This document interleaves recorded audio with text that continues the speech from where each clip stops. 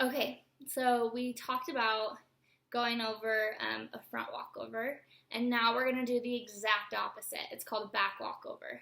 So it's going to look like what you just did in complete reverse. Again, you use your hips the entire time. Your arms are up by your ears. You're looking at your hands. But on this one, your head doesn't have to be the last thing up, and you'll see kind of in mine why. But you do want to focus on pointing your legs and your toes, making sure that everything is a straight line, very pretty.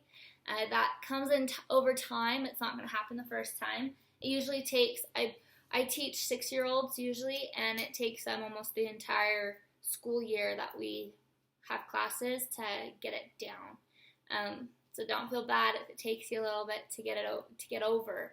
That's the hard part. You usually get into that back bend and then you can't kick your legs around to stand up. But again, it's all in your hips. If you use your hips, push them forward the entire time, you will have a better chance of getting over. So let me show you what it looks like, and we'll go from there. Okay, so my good leg is out again. My arms are up by my ears. And the very first thing I'm going to do is push my hips forward. Okay? And then if I push my hips forward and I don't put my head back, you're going to land on your back.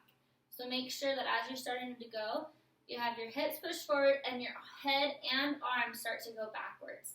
So it's really hard to do in slow motion, so I'm just going to do it and then we'll talk. But my legs out, hips forward, look back, and then kick. And land with your arms up.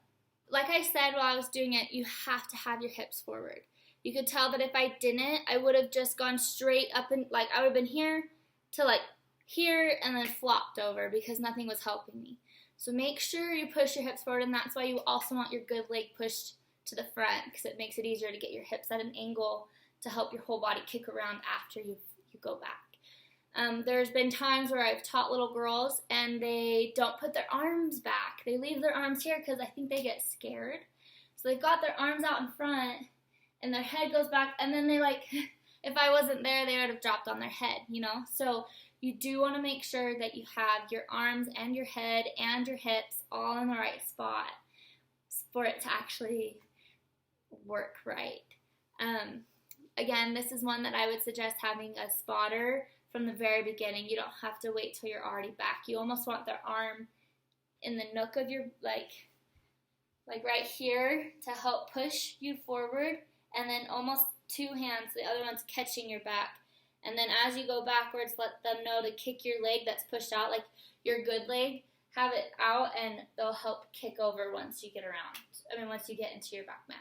That's what I do, and I think it might help you if you had someone who could kind of learn to do that with you.